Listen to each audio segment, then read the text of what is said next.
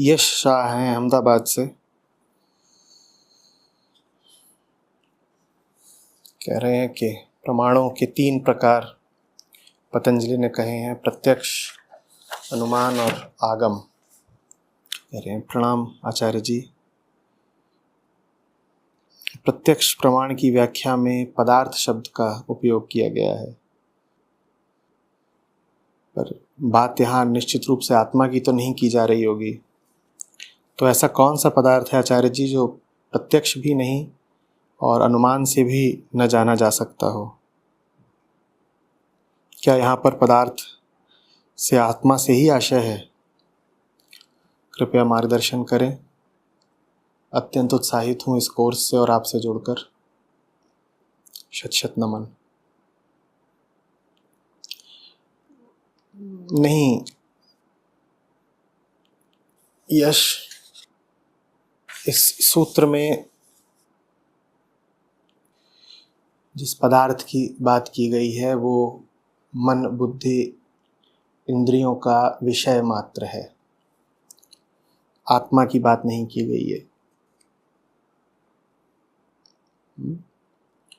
तो प्रत्यक्ष प्रमाण के संदर्भ में कहा गया है कि वृत्ति होती है जीव की, उसको ही प्रामाणिक मानना जो मन के, बुद्धि के, वृत्ति के, इंद्रियों के अनुभव में आता हो। यहाँ पर बात सब भौतिक सांसारिक वस्तुओं की हो रही है, अन्य किसी चीज़ की नहीं। फिर कहा है ऐसा कौन सा पदार्थ है आचार्य जी जो प्रत्यक्ष भी नहीं और अनुमान से भी न जाना जा सकता हो? वो पदार्थ वृत्तियों से आगे का है। यहाँ पर पतंजलि ने जो बात करी है वो अलग है, समझो। पतंजलि कह रहे हैं कि वृत्ति प्रमाण पर चलती है और सत्य अप्रमेय है। तो वृत्ति कभी सत्योन्मुखी होती नहीं है। वृत्ति की प्रकृति नहीं है कि वो स्वयं ही सत्य की ओर चल दे। जीव की वृत्तियों की बात कर रहे हैं पतंजलि। वो कह रहे हैं जीव की बड़ी प्रबल वृत्ति होती है कि वो मांगता है प्रमाण, सबूत लाओ, कुछ है तो हम उसको सत्य मानेंगे ही तभी जब उसके पक्ष में प्रमाण उपलब्ध हो।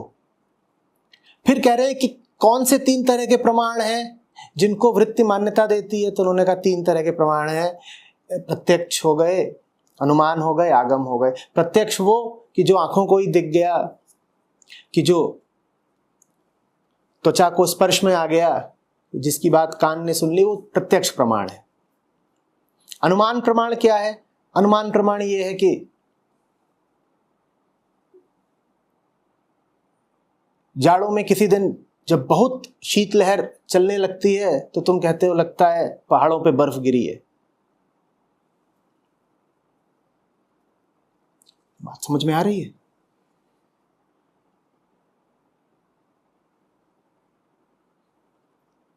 कि साफ साफ नहीं पता क्या हो रहा है, जो हो रहा है वो इंद्रियों के अनुभव का नहीं है, लेकिन मन बुद्धि की सहायता से अनुमान लगाए ले रहा है।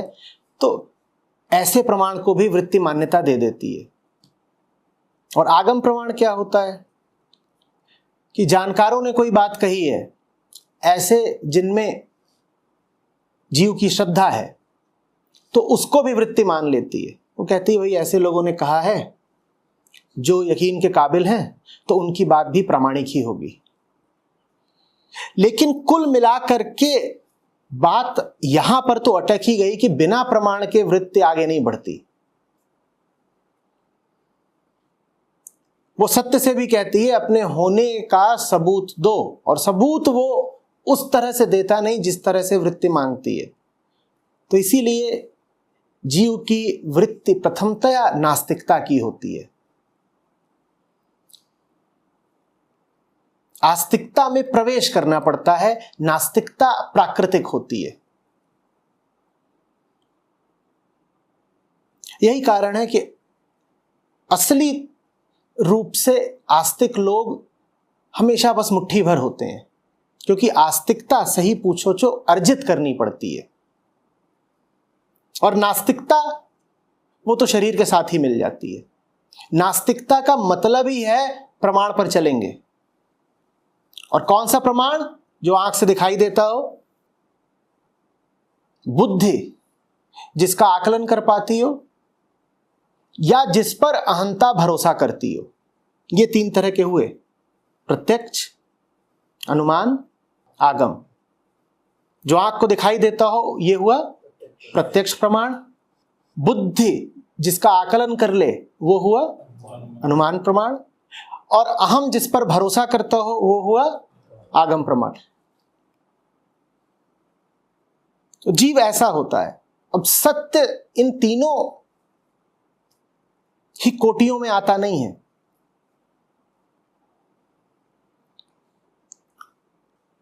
तो इसीलिए नास्तिकता प्रबल है, कह सकते हो सहज है, और आस्तिकता के लिए अपने ही खिलाफ जाना पड़ता है, अपनी ही वृत्ति के विरुद्ध जाना पड़ता है। आत्मा नहीं है ये बात तो प्रत्यक्षतः प्रमाणित लगती है। कहां है आत्मा बताओ? लोग कहते हैं ना, बताओ कहां है आत्मा। नास्तिक तो कहता ही है कि आत्मा नहीं है क्योंकि कहीं दिखाई नहीं देती।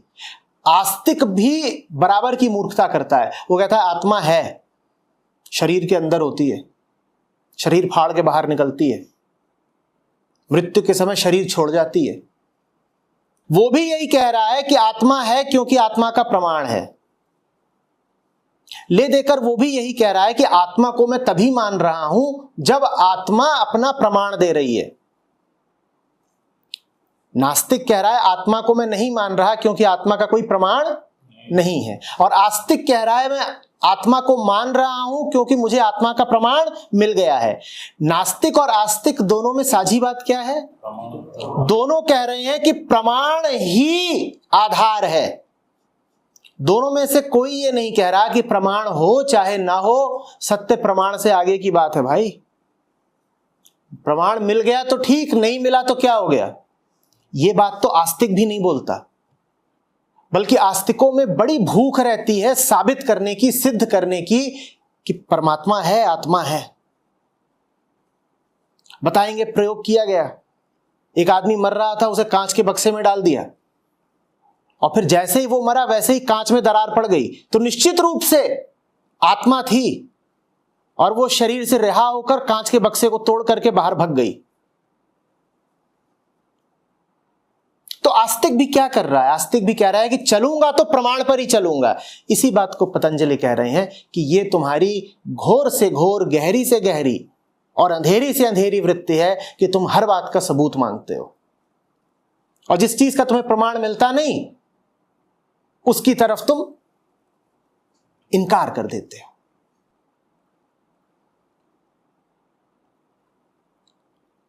सत्य अप्रमेय है। सत्य का अगर कोई प्रमाण है तो वो तुम खुद हो।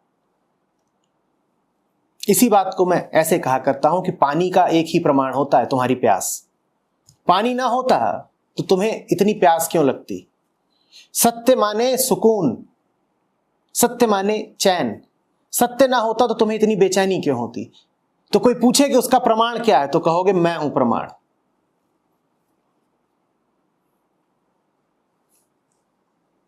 हर सांस ये कहती है हम हैं तो खुदा भी है। उसके होने से हम हो ना हो, हमारे होने से यह बात बिल्कुल जाहिर है कि वो है। हमें नहीं पता कि हमें उसने रचा है कि नहीं रचा है, द्वैत है कि अद्वैत है, वो हमें रच करके कहीं छुप के बैठा है या वो स्वयं ही अपनी रचना बन गया है, ये सब हम नहीं जानते। लेकिन हम इतना जानते हैं कि हम बड़े बेचैन हैं, और अगर हम बेचैन हैं तो चैन भी कहीं होगा। बिना चैन के बेचैनी का क्या सबब?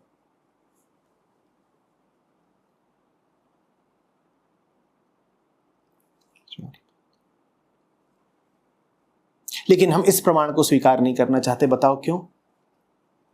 हम बाहर तो प्रमाण खोजते हैं, आत्मा कहां है, सत्य कहां है, पर हम खुद जो प्रमाण है, हमारी बेचैनी, हमारी तड़प जो प्रमाण है, हम उस प्रमाण को स्वीकार नहीं करना चाहते। बताओ क्यों? क्योंकि उस प्रमाण को स्वीकार करने के लिए पहले मानना पड़ेगा ना कि बेचैन है।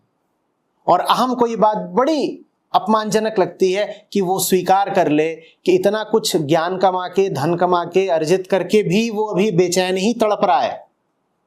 अधिकांश लोग ये मानने को ही नहीं तैयार होते कि उनकी आंतरिक हालत बहुत बहुत खराब है। वो तो ये दिखाना चाहते हैं कि हम कुछ हैं, हमने कुछ हासिल किया है, देखो।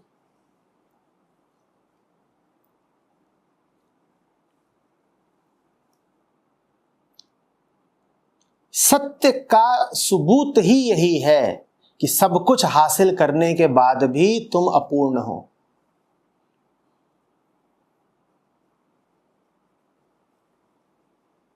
सत्य को तुम हां बोल सको, इसके लिए पहले तुम्हें अपनी सब उपलब्धियों को, चालाकियों को ना बोलना पड़ेगा ना।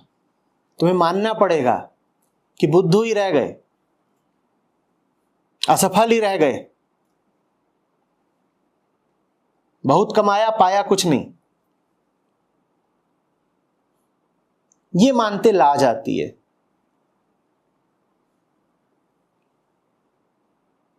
और फिर चित्त तो हम जानते हैं कि स्मृति पर चलता है। कोई झूठ अपने आप से ही 100 बार बोलो तो स्वयं को ही लगने लगता है कि सच है। 100 बार अपने आप को ही बोलोगे कि मैं तो बड़ा काबिल आदमी हूं और बड़ा सफल आदमी हूं, तो तुम्हें खुद ही लगने लग जाएगा कि शायद मैं कुछ हूं। झूठ बोलते बोलते तुम भूल ही जाते हो कि भीतर का खौफनाक सच क्या है।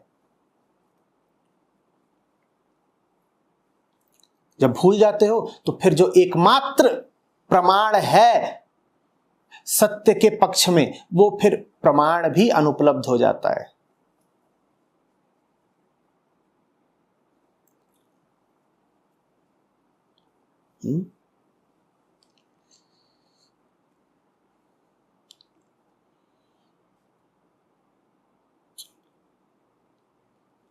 दुनिया में जो चीजें हों उनको प्रमाण की कसौटी पर खूब जांचना, और दुनिया में जो चीजें हों उनको प्रमाणित करेंगी इंद्रियां और मन और बुद्धि।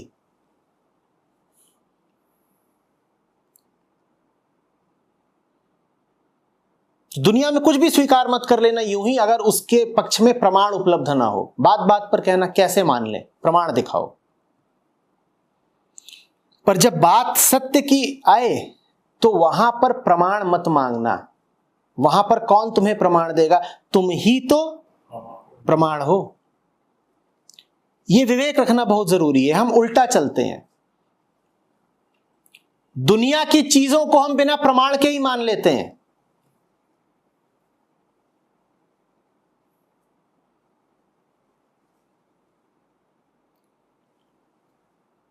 और सत्य के खिलाफ हम प्रमाण की दीवार खड़ी कर देते हैं। हम कहते हैं वहां कोई सबूत नहीं है इसलिए हम मानेंगे नहीं।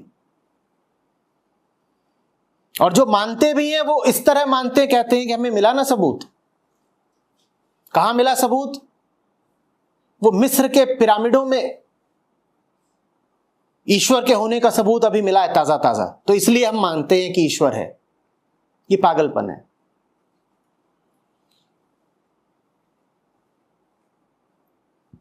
दुनिया में बिना सबूत पाए कुछ मानना नहीं, नहीं तो अंधविश्वासी हो तुम। और मालिक की जब बात आए तो वहां सबूत मांगने की जरूरत नहीं। वहां अगर सबूत मांग रहे हो तो दुर्बुद्धि हो तुम।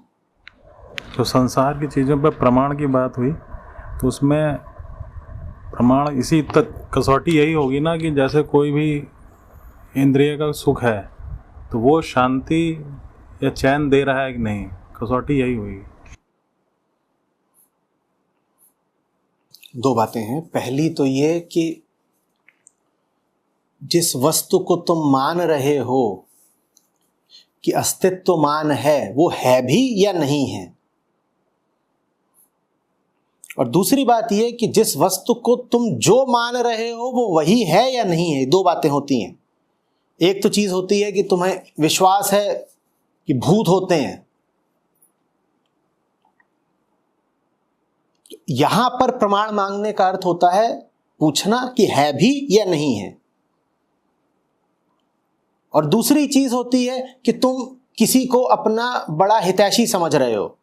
अब जिसको तुम अपना हितैषी समझ रहे हो वो है, उसकी हस्ती से इनकार नहीं कर सकते, वो भूत नहीं है, वो है तो, पर क्या वो हितैषी है, ये जांचना, इसका प्रमाण मांगना।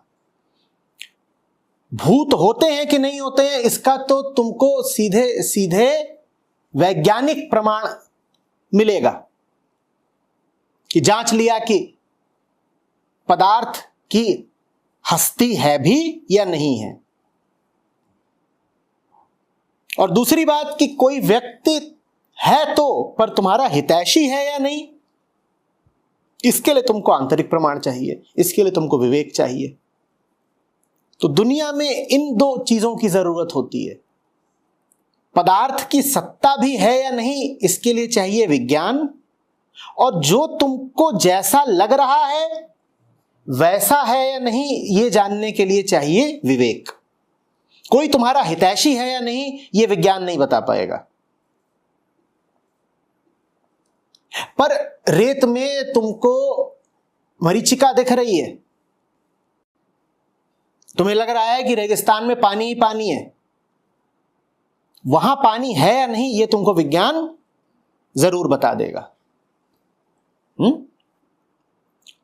तो संसार में ये दोनों चीजें चाहिए, विज्ञान और विवेक। पर न विज्ञान से और न ही विवेक से तुमको परम सत्ता के होने की आश्वस्ति मिल जाएगी। परम सत्ता के होने की आश्वस्ति मिल ही नहीं सकती तुमको। परम सत्ता का होना संदेह के परे है, और यह बात जाहिर होती है इससे कि तुम सदा संदेह में रहते हो। तुम्हारे दिन भर के संदेह ही तो गवाही देते हैं इस बात की कि दुनिया में जो कुछ है उससे तुम्हारा संदेह दूर नहीं हो रहा है। कुछ होगा दुनिया के पार का, वहीं पर जाकर तुम संशय से मुक्त हो पाओगे। दुनिया का बड़ा से बड़ा ज्ञानी भी क्या संशय के पार चला जाता है? सब कुछ जानते हो तुम ब्रह्मांड के बारे में, तो भी क्या तुम्हारे मन से मूल संशय मिट जाएगा? शक शुबहे तो लगे ही रहेंगे ना।